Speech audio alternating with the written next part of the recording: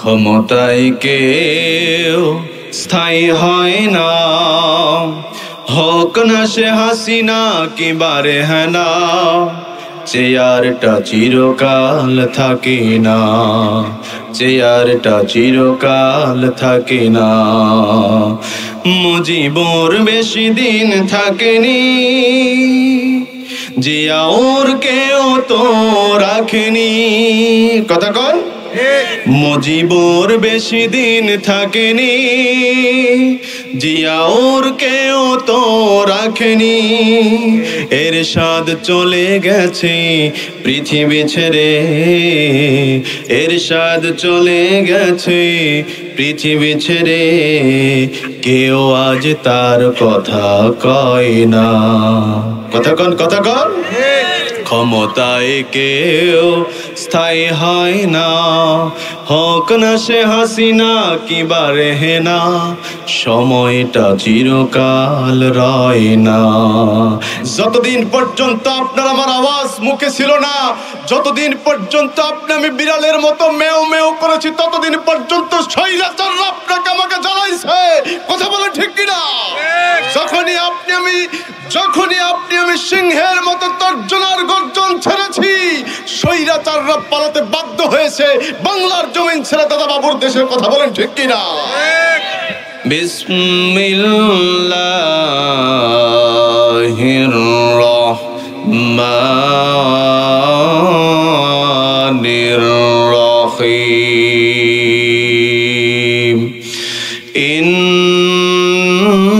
ইন্নামাল মুমিনুনা আল্লাযীনা ইযা যুকিরাল্লাহু ওয়াজিলাত কুলুবুহুম ওয়া ইযা তুলিয়াত আলাইহিম আয়াতুহু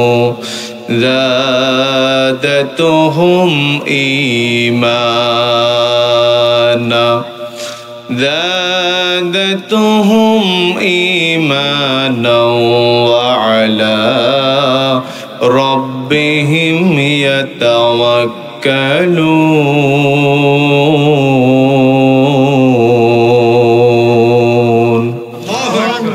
صدقت يا رب العالمين. وقال الله تعالى في شان حبيبه ومحبوبه ومعشوقه مخبرا وآمرا: إن الله وملائكته يصلون على النبي يا أيها الذين آمنوا صلوا عليه وسلموا تسليما. اللهم صل على سيدنا وعلى آل سيدنا. দুনিয়ার উপরে আসবে বাধা, আসবে যে লাঞ্ছনা,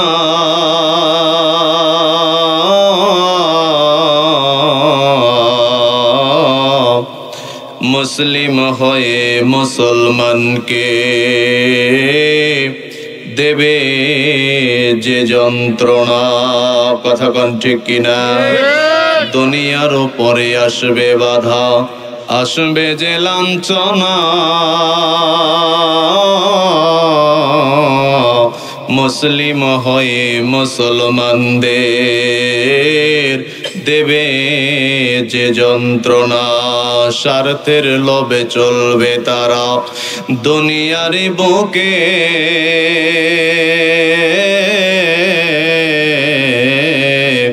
আল্লাহ রসুল ভুলে যাবে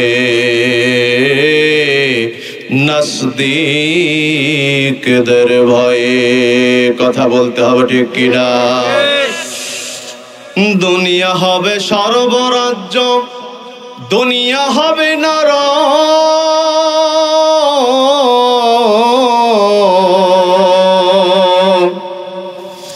জানের ভয়ে মালের ভয়ে হবে সবে নির্বোধ। কথা কোন ঠিক কিনা? মাওলানা হয়ে মাওলানাদের বিরুদ্ধে সাক্ষ্য দেবে,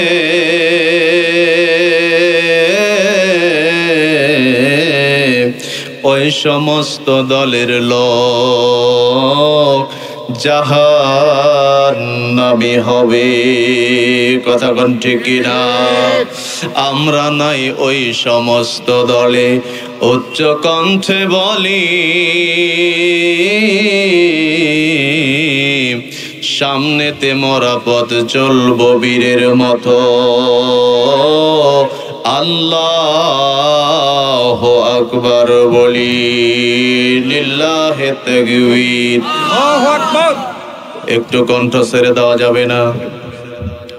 দুইটা হাত আকাশ বাতাস মুখরিত করে আল্লাহ রব্বুল আলামিনের দিকে দুইটা হাত তুলে লিল্লাহি তাকবীর আল্লাহু আকবারের ধ্বনি দেব, যাতে করে যত রকমের অন্যায় অপরাধ আর ইবলিস শয়তানের ফাঁদে পড়ে যারা এখনো পর্যন্ত বাইরে ঘোরাফেরা করছে তাদেরকে নিয়ে আসার প্রয়োজন আছে না নাই? একটু উচ্চ কণ্ঠে তাকবীরের ধ্বনি দেন, লিল্লাহি তাকবীর, নারে তাকবীর।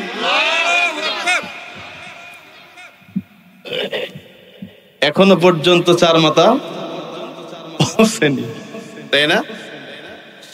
চার মাথায় পৌঁছতে গেলে কি করতে হবে? সাউন্ড বাড়াইতে হবে। কথা কোন ঠিক না? আমরা নাই কো ওই সমস্ত দলে, উচ্চ কণ্ঠে বলি সামনেতে মরা চলবো বীরের মতো। আল্লাহু আকবার বলি। একটু কালিমার জিকির করেন, লা ইলাহা,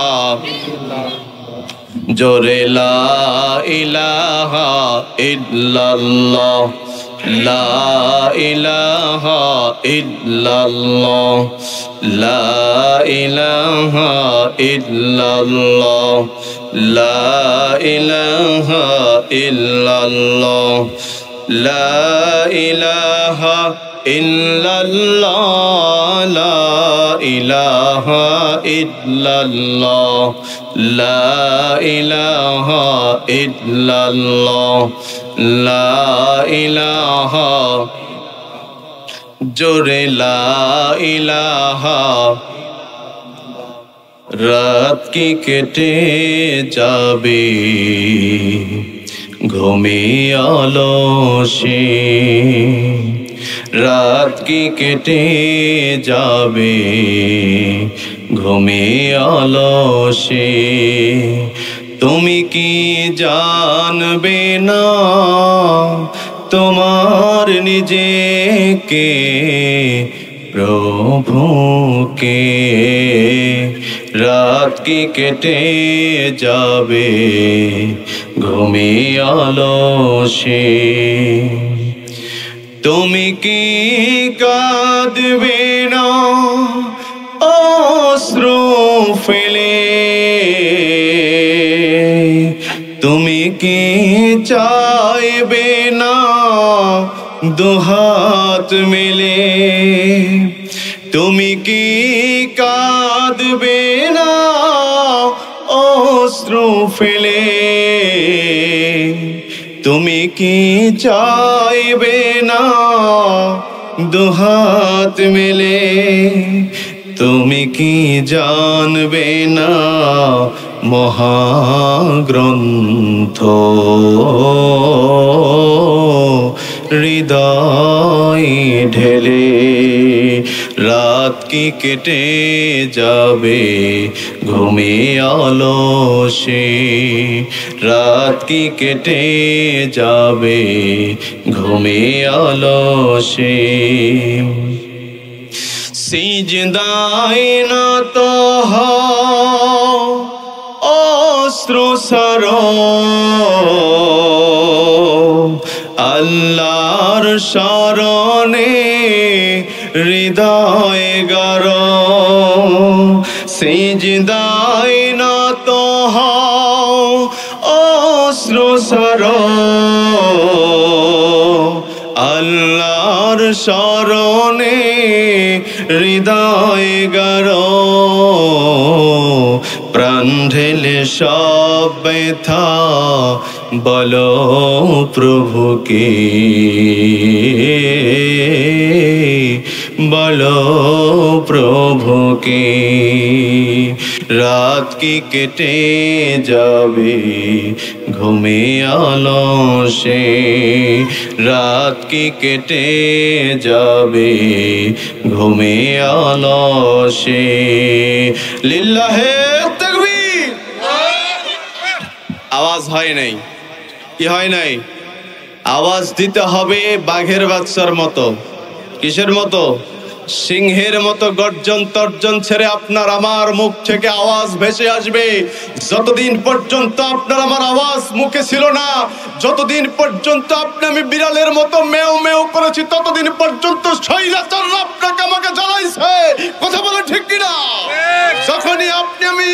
যখনই আপনি আমি সিংহের মতো তর্জন আর গর্জন ছেড়েছি স্বৈরাচাররা পালাতে বাধ্য হয়েছে বাংলার জমিন ছেড়ে দাদা বাবুর দেশের কথা বলেন ঠিক কিনা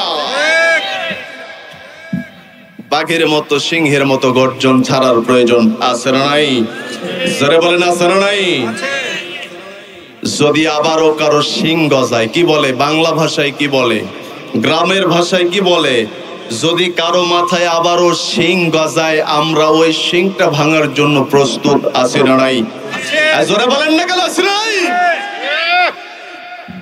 মুসলমান ইমানদার যতদিন পর্যন্ত আপনার আমার এই কণ্ঠটা নিম্ন থাকবে নিচে থাকবে বিড়ালের মতো আপনি আমি যখন আপনার আমার এই কণ্ঠটা নিয়ে থাকবো ততদিন পর্যন্ত আপনাকে আমাকে সকলেই ছিঁড়ে খাবে কথা বলেন ঠিক কিনা সকলেই আপনাকে আমাকে খেয়ে ফেলবে যখন আপনার আমার একটু তর্জন আর গর্জন আসবে দেখবেন এমনি পিছনে হেঁটবে কথা বলেন ঠিক কিনা লাঠি আর বের করা লাগবে না কথা কোন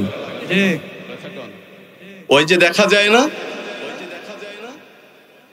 গ্রামের অলিতে গলিতে শহরের অলিতে গলিতে দেখা যায় কুকুর আছে না নাই কুকুর কি করে অনেক সময় অপরিচিত মানুষকে দেখে একটু ঘেউ ঘেউ করে কথা বলেন ঠিক কি না ওকে বাংলা ভাষায় কি বলে কুকুরকে বাংলা ভাষায় কি বলে কুত্তা এই কুত্তাকে যখন আপনি আমি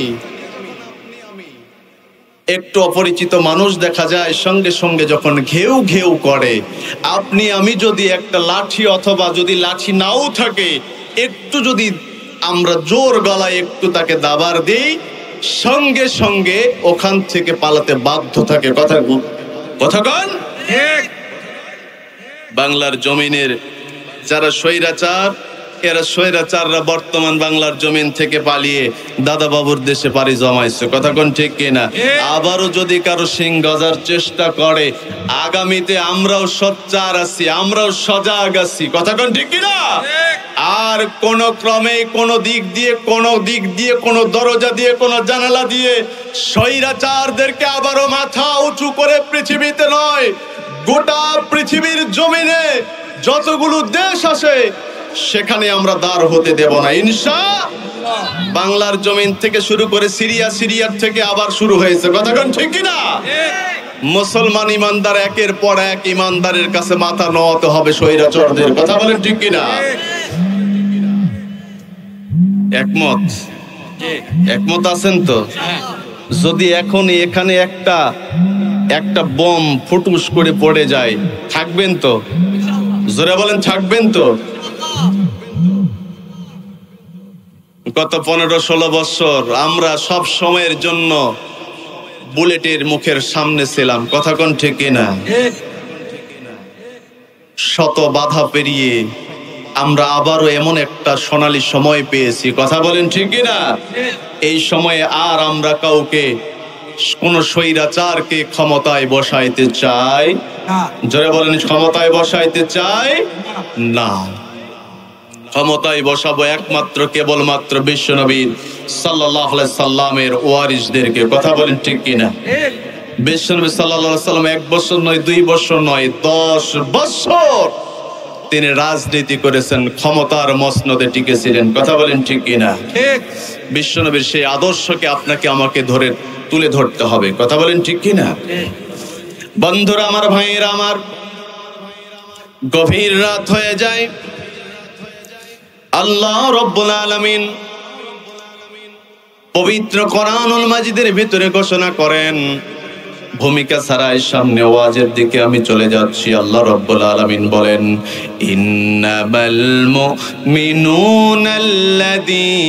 ইযা যুকিরাল্লাহু ওয়াজিলাত কুলুবুহুম ওয়া ইযা তুলিয়াত আলাইহিম আয়াতুহু যাদাতুহুম ঈমানাও ওয়া আলা রাব্বিহিম ইয়াতাওয়াক্কালুন।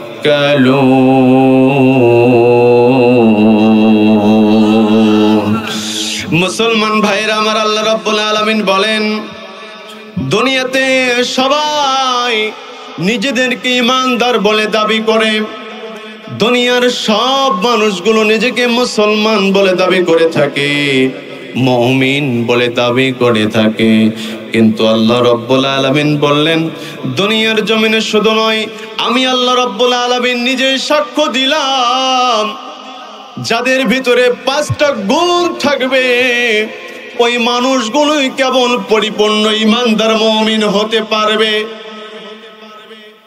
যাদের ভিতরে 5টা গুণ থাকবে, আল্লাহ রাব্বুল আলামিন বলেন, ওরাই হবে সচ্চা ঈমানদার। জোরে বলেন আল্লাহু আকবার। আর যারা হবে সচ্চা ঈমানদার, সঠিক মুমিন, আমি আল্লাহ রাব্বুল আলামিন তাদেরকে তিনটা পুরস্কার দিয়ে দেব। জোরে বলেন সুবহানাল্লাহ। গুণ অর্জন করতে হবে কয়টা? জোরে বলেন কয়টা? 5টা গুণ অর্জন করতে হবে। আর যেই ব্যক্তির মধ্যে 5টা গুণ থাকবে, আল্লাহ রাব্বুল আলামিন ওই 5 গুণওয়ালা ব্যক্তিকে তিনটা পুরস্কার আমার আল্লাহ রাব্বুল আলামিন দিয়ে দেবে। জোরে জোরে বলেন না সুবহানাল্লাহ। আল্লাহ রাব্বুল আলামিন বলেন, ইন্নামাল মুমিনুনা আল্লাযীনা ইযা যুকিরাল্লাহ,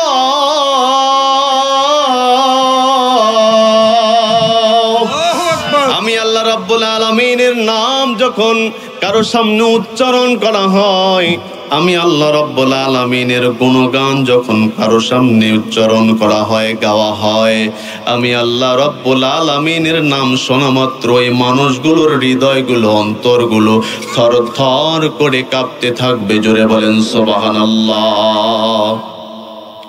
মুসলমান ইমানদার ভাইরা আমার, একজন সাচ্চা ইমানদার মুমিন ব্যক্তির 1 নম্বর গুণ হবে আল্লাহর ভয়। দুনিয়ার দিকে তাকায় দেখেন তো, নিজেকে তো আমি ইমানদার মুমিন বলে দাবি করে থাকি, কিন্তু আসলে আপনার আমার মধ্যে কি আল্লাহর ভয় আছে? জোরে বলেন আছে? যদি আল্লাহর ভয় থাকতো, তাহলে অবশ্যই আপনি আমি 5 ওয়াক্ত নামাজের জন্য দাঁড়িয়ে যেতাম। কথা বলেন ঠিক কিনা? যদি আপনার আমার মধ্যে আল্লাহ রাব্বুল আলামিনের ভয়টা থাকতো, তাহলে অবশ্যই কোরআনের আইনকে আমি মানতাম। যদি আপনার আমার মধ্যে আল্লাহ রাব্বুল আলামিনের ভয় থাকতো, তাহলে অবশ্যই আমি ইসলামের আইনগুলোকে দুনিয়াতে বাস্তবায়ন করার জন্য চেষ্টা করতাম। জেল জুলুম, অন্যায়, অবিচার, অত্যাচার সব কিছু আপনার আমার দ্বারাই সহ্য করা লাগতো। কথা বলেন ঠিক কিনা? মুসলমান ইমানদার ভাইরা আমার, এই জন্য করে কথাটা বললাম, আল্লাহ রাব্বুল আলামিনের ভয় 1 নাম্বার। যে হবে সচ্চা ইমানদার পরিপূর্ণ মুমিন মুসলমান, ওর ভিতরে এক নাম্বার আল্লাহ রাব্বুল আলামিনের ভয়টা থাকবে। দ্বিতীয় নম্বরে যেটা হবে সেটা হচ্ছে তুলিয়াত আলাইহিম আয়াতুহু যাদাতুহুম ঈমানা। যখন কোন মানুষের সামনে আল্লাহ রাব্বুল আলামিনের কোরআন থেকে তেলাওয়াত করা হয়, যদিও এই মানুষটা নিজেকে ঈমানদার বলে দাবি করে থাকে, আর ওই মানুষটার ভিতরে যদি আল্লাহ রাব্বুল আলামিনের ভয় থেকে থাকে, আল্লাহ রাব্বুল আলামিন বলে আমি আল্লাহ রাব্বুল আলামিন আস্তে আস্তে করে তার ঈমানটাকে বৃদ্ধি করে দেই। জোরে বলেন সুবহানাল্লাহ, আর উচ্চ কণ্ঠে বলেন না সুবহানাল্লাহ। এরপরে আল্লাহ রাব্বুল আলামিন বলেন ওয়া আলা রাব্বিহিম ইয়াতাওয়াক্কালুন।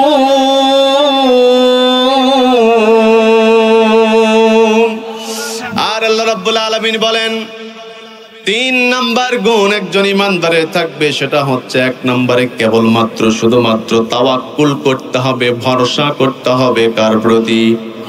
জোরে বলেন কার প্রতি? আল্লাহ যদি ইচ্ছা করে আপনাকে আমাকে এখন পর্যন্ত হায়াতে জিন্দেগিতে বেঁচে রাখতে পারে, আবার যদি ইচ্ছা করে আল্লাহ রাব্বুল আলামিন আপনাকে আমাকে এই মুহূর্তে দুনিয়া থেকে বিদায় করে দিতে পারে। কথা কোন ঠিক কি না? আল্লাহ রাব্বুল আলামিন যদি ইচ্ছা করে আপনাকে আমাকে ক্ষমতায় বসাতে পারে, আল্লাহ যদি ইচ্ছা করে আপনাকে আমাকে ক্ষমতা থেকে নামিয়েও দিতে পারে।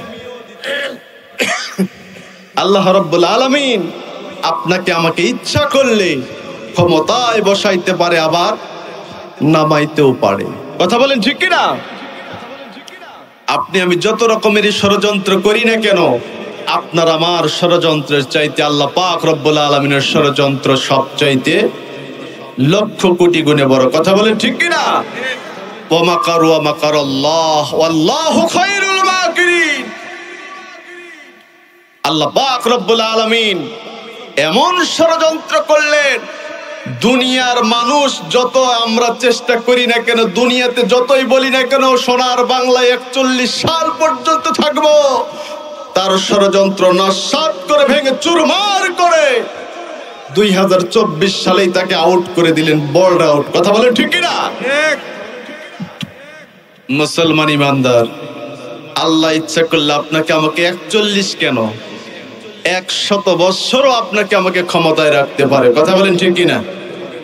আল্লাহ ইচ্ছা করলে 1 সেকেন্ড আপনাকে আমাকে ক্ষমতায় রাখবে না। কথা কোন ঠিক কিনা? যতই আমরা চেষ্টা করি না কেন যে ক্ষমতায় আপনি আমি সব সময়ের জন্য সর্ব সময় যতদিন পর্যন্ত আমি আছি ততদিন পর্যন্ত আমিই থাকবো, কখনো হতে পারে না।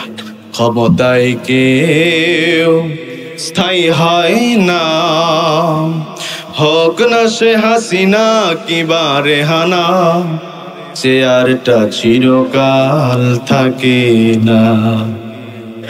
কথা কোন কথা কোন কথা কোন? ক্ষমতায় কেউ স্থায়ী হয় না, ক্ষমতায় কেউ স্থায়ী হয় না, হোক না সে হাসিনা কিবা রেহানা, চেয়ারটা চিরকাল থাকে না, চেয়ারটা চিরকাল থাকে না। মুজিবুর বেশি দিন থাকেনি, জিয়াউর কেউ তো রাখেনি। কথা কন? মুজিবুর বেশি দিন থাকেনি, জিয়াউর কেউ তো রাখেনি। এরশাদ চলে গেছে পৃথিবী ছেড়ে, এরশাদ চলে গেছে পৃথিবী ছেড়ে, কেউ আজ তার কথা কয় না। কথা কন কথা কন? ক্ষমতায় কেউ স্থায়ী হয় না, হোক না সে হাসিনা কিবা রেহেনা, সময়টা চিরকাল রয় না, চেয়ারটা চিরকাল থাকে না। কথা কোন ঠিক কিনা? মুসলমান ইমানদার ভাইরা আমার, আল্লাহ পাক রব্বুল আলামিনের প্রতি 1 নম্বরে আপনার আমার তাওয়াক্কুল করতে হবে, ভরসা করতে হবে। আর দ্বিতীয় কারো জন্য করে আর দ্বিতীয় কারো প্রতি আপনার আমার তাওয়াক্কুল করা যাবে না, ভরসা স্থাপন করা যাবে না। একমাত্র আপনি আমি ভরসা করব যদি নিজেকে ঈমানদার মুমিন বলে দাবি করে থাকি। কাকে? জোরে বলেন কাকে? মুসলমান ঈমানদার ভাইরা আমার, আল্লাহ রাব্বুল আলামিনের পরে বলতেছেন অবশ্যই ঈমানদার মুমিন মুসলমানের এক নাম্বার গুণ হবে আল্লাহর ভয়, দ্বিতীয় নাম্বার গুণ হবে তাদের ঈমানগুলো কোরআন তেলাওয়াতের মাধ্যমে বৃদ্ধি পাবে। আর একমাত্র ভরসা করব কেবলমাত্র আল্লাহর।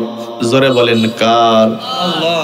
আল্লাযীনা ইউকিমুনাস সালাতা ওয়া মিম্মা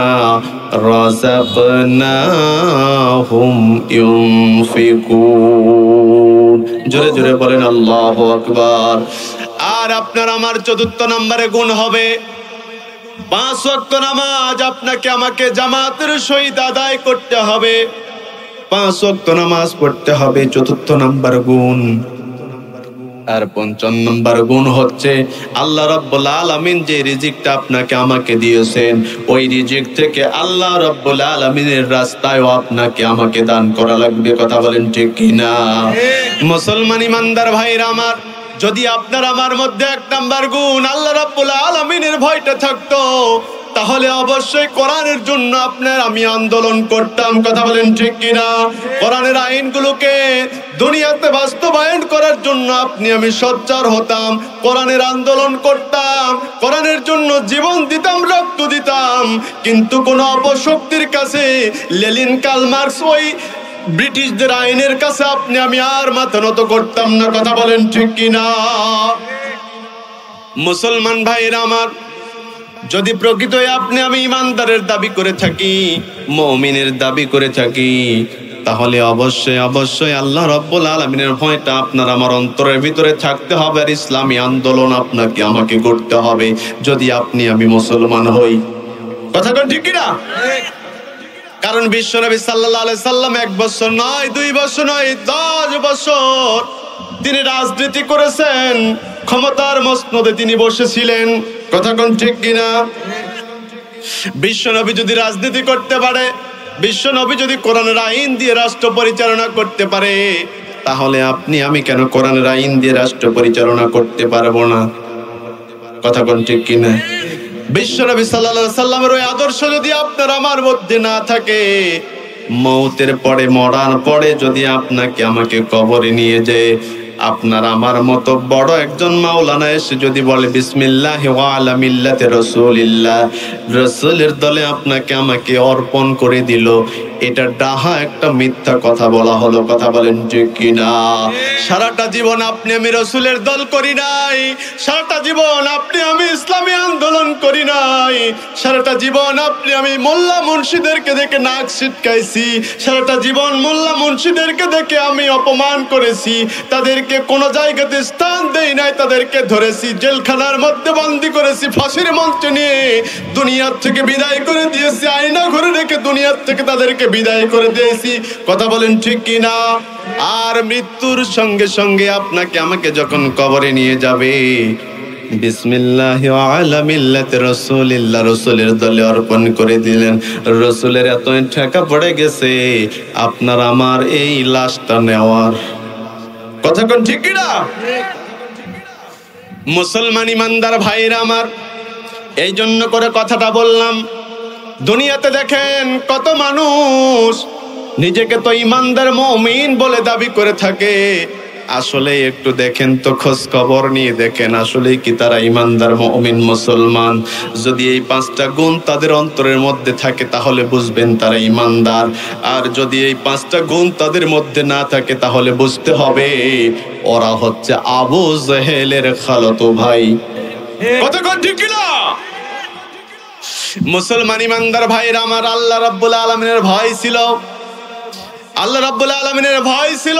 সাদ সালামি নামে একজন সাহাবী, নাম তার সাদ সালামি, কালো কুচকুচে একজন চেহারা, চেহারার মধ্যে কোন রকমের সৌন্দর্য নাই, বসন্তের দাগ, বিভিন্ন রকমের সমস্যা, সাদ সালামি বিশ্বনবী সাল্লাল্লাহু আলাইহি ওয়াসাল্লামের দরবারে যে কাঁদতেছেন, দুইটা চোখের পানি ছেড়ে ছেড়ে দিয়ে বলতেছেন, ইয়া রাসূলুল্লাহ, ইয়া হাবিবাল্লাহ, এতদিন হয়ে গেল আমি কালেমা পড়ে মুসলমান হইলাম, এতদিন হয়ে গেল আমি ইমানদার হইলাম, কিন্তু কোন মেয়ে তো আমাকে বিবাহ করতে রাজি হয় না। জোরে বলেন আল্লাহু আকবার। কোন মেয়েরাই তো আমার সঙ্গে বিবাহ বসতে রাজি হয় না, কেউ তো তার মেয়েকে দিয়ে আমার সঙ্গে বিবাহ দিতে চায় না। বিশ্বনবী সাল্লাল্লাহু আলাইহি সাল্লাম বললেন, যাও যাও, মক্কা নগরীর সবচাইতে ধনবান একজন ব্যক্তি, নাম তার আব্দুর রহমান, আব্দুর রহমানের বাড়িতে তুমি চলে যাও, বিবাহের প্রস্তাব নিয়ে চলে যাও। তার সুন্দরী একটা রমণী মেয়ে আছে মক্কা নগরীর মধ্যে, সবচাইতে শ্রেষ্ঠ সুন্দরী। জোরে বলেন সুবহানাল্লাহ।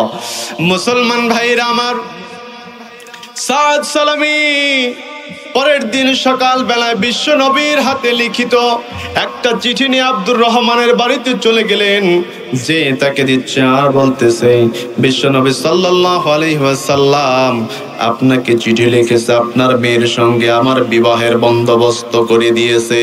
সাদ সালামি যখন এই কথা বললেন, সাহাবী আব্দুর রহমান ডেকে ডেকে বলতেছেন, ও সাদ শোনো, তোমার চেহারার মধ্যে কি কোনো সৌন্দর্য আছে? তোমার চেহারার মধ্যে বসন্তের দাগ, তুমি একটা গরিব মানুষ, নেই তোমার থাকার জায়গাটাও, নেই কোনো ভালো পোশাক। আমার মেয়েকে তুমি বিবাহ করবা, বিবাহের পরে আমার মেয়েকে কোন কাপড়টা পরিধান করাইবা? আমার মেয়েকে তুমি কি খাওয়াইবা? সাদ সালামি মাথাটা নিচু করে দিয়া সাহাবী আব্দুর রহমানকে ডেকে ডেকে বলতেছেন, বিশ্বনবী সাল্লাল্লাহু আলাইহি ওয়াসাল্লাম এই প্রস্তাবটা আপনাকে দিতে দিয়েছে, আমি নিজে আমার ইচ্ছা মতো আমি আপনার কাছে আসি নাই। বিশ্বনবী সাল্লাল্লাহু আলাইহি সাল্লামের চিঠি দেখলেন, হযরতে আব্দুর রহমান বিশ্বনবীর চিঠিখানি পড়লেন, আর সাদ সালামের সঙ্গে এরকম করে কথাবার্তাগুলো বলছেন, কিন্তু বাড়ির ভিতর থেকে জানালার ফাঁক দিয়ে আব্দুর রহমানের সুন্দরী রমণী মহিলা মেয়েটা উকি মেরে মেরে তাদের কথাগুলো, গল্পগুলো শুনতেছিলেন। জোরে বলেন সুবহানাল্লাহ।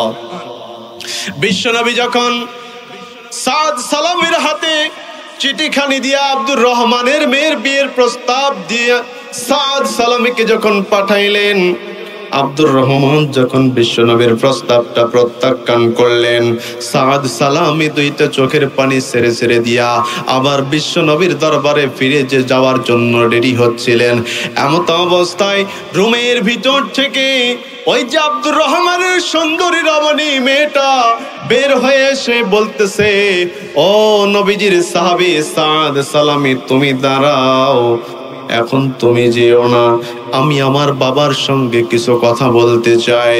আব্দুর রহমান এবার ডেকে ডেকে বলতেছেন, মা, কি তুমি বলতে চাও বলো। এবার আব্দুর রহমানের মেয়ে ডেকে ডেকে বলতেছেন, বাবা, বিশ্বনবী যে বিবাহের জন্য বন্দোবস্ত করে দিয়েছে, বিশ্বনবীর প্রস্তাবকে আমি কখনো প্রত্যাখ্যান করতে পারবো না। বিশ্বনবী যে বিবাহ বন্ধনের ব্যবস্থা করেছে, আপনি ওই বিবাহ বন্ধনটাকে কবুল করে আজকে সাদ সালামীর সঙ্গে আমার বিবাহ দিয়ে দেন।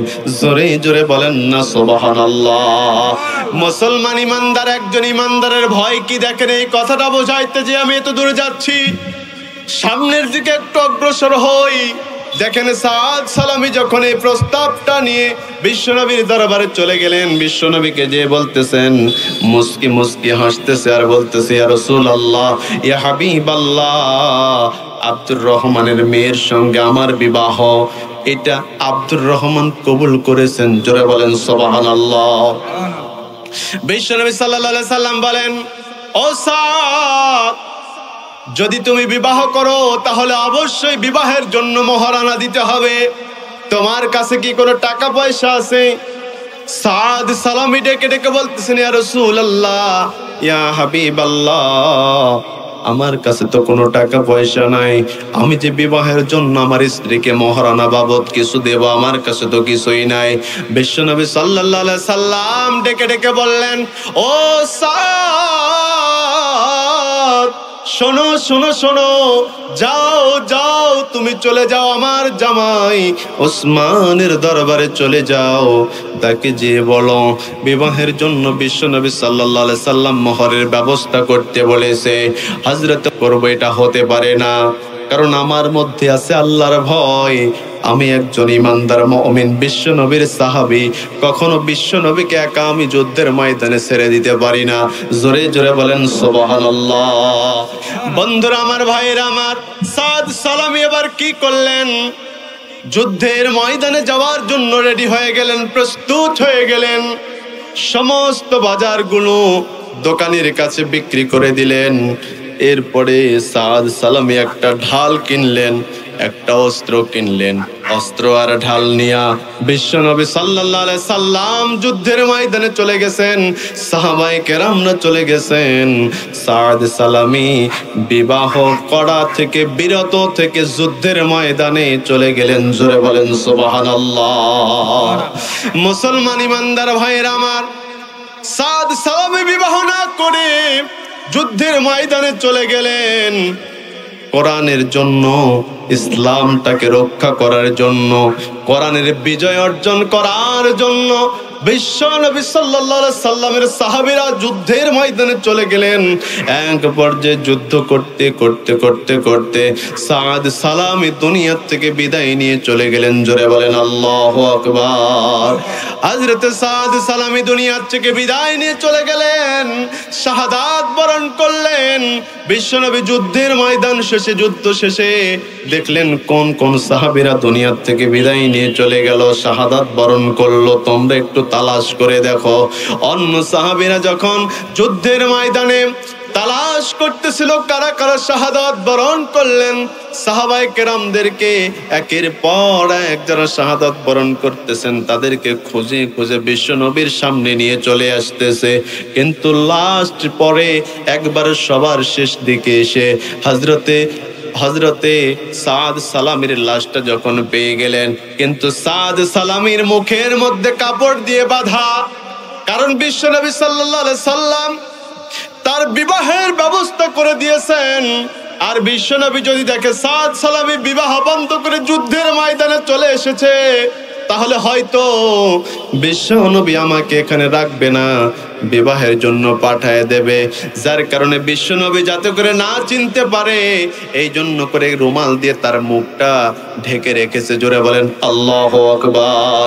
বিশ্বনবীর সামনে যখন আব্দুল্লাহ ইবনে মাসউদের কথাটা বলি, আব্দুল্লাহ ইবনে মাসউদ লিখেন, বিশ্বনবী সাল্লাল্লাহু আলাইহি ওয়াসাল্লামের সামনে যখন সাদ সালামীর লাশটা নিয়ে চলে আসলেন, বিশ্বনবী বললেন, মুখে কাপড় বাঁধা কার এটা লাশ? তোমরা একটু তাড়াতাড়ি মুখ থেকে কাপড়টা সরাইয়া দাও। যখন বিশ্বনবী সাল্লাল্লাহু আলাইহি সাল্লামের সামনে তার মুখ থেকে কাপড়টা সরাইয়া দিয়েছেন, বিশ্বনবী সাল্লাল্লাহু আলাইহি ওয়াসাল্লাম তার মুখের দিকে তাকায়া দুই চোখের পানি ঝরনার মতো ঝরায় দিয়েছে। জোরে বলেন আল্লাহু আকবার।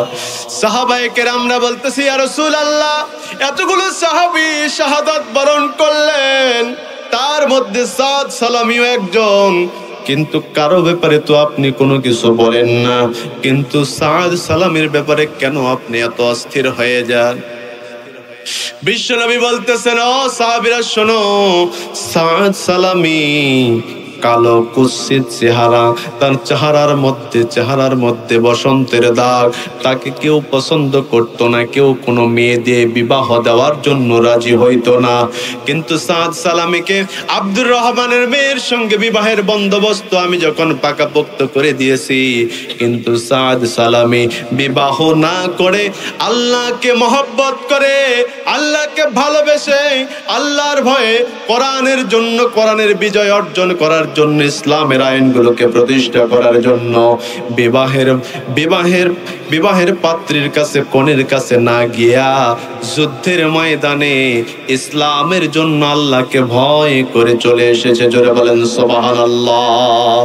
মুসলমান ইমানদার ভাইয়ের আমার, হযরত সাদ সালামি বিবাহ না করে যদি যুদ্ধের ময়দানে কোরআনকে বিজয় করার জন্য যদি শাহাদাত বরণ করতে পারে, আমরা তো কত সুন্দর সুন্দর চেহারার মানুষগুলো দুনিয়াতে আছি। কথা বল ঠিক কিনা? কত সুন্দর চেহারার মানুষগুলো দুনিয়াতে আছি, কত টাকা আপনার আমার, কত পয়সা, কত সুন্দর পোশাক আপনার আমার আছে। হাজার হাজার টাকার মালিক আপনি আমি, হাজার বিঘা জমি আপনার আমার আছে, শত শত ডলার। কথা কোন ঠিক কিনা? বাড়ি গাড়ি কোনোটার আপনার আমার অভাব নাই, শুধুমাত্র অভাব আপনার আমার ইমানের। কথা কোন ঠিক কিনা? শুধুমাত্র আপনার আমার ইমানের অভাব, দ্বিতীয় আর কোনো কিছুর অভাব নাই।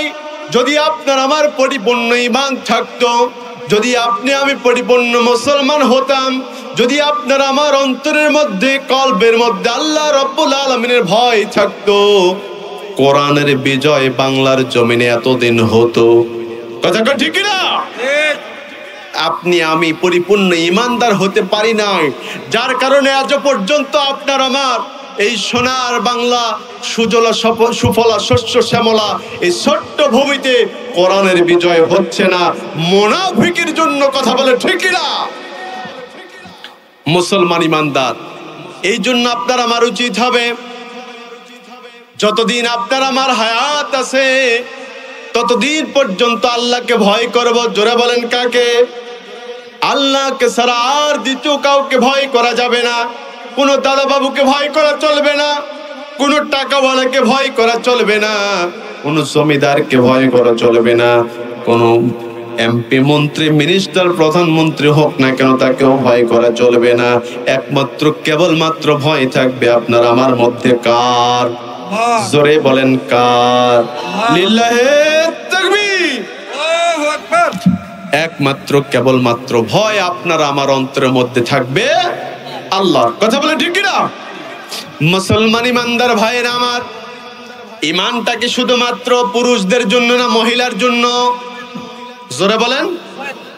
উভয়ের জন্য।